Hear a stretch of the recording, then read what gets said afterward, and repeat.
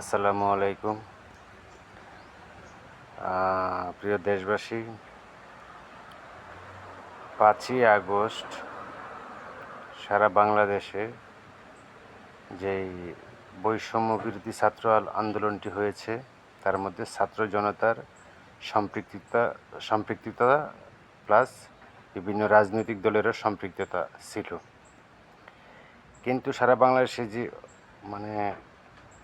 নৈরাজ্যকর পরিস্থিতি সৃষ্টি হওয়ার শুরুটা হয় কোন জায়গা থেকে? 5ই আগস্ট যখন গণভবন প্লাস সংসদ ভবনে, ঠিক আছে, ছাত্র জনতা ঢুকে যায়, তারপর থেকে কিন্তু এই সহিংসতাগুলো হচ্ছিল।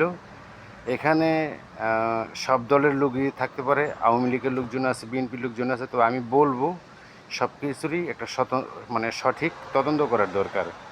কারণ আমি এক জালিমকে সরায়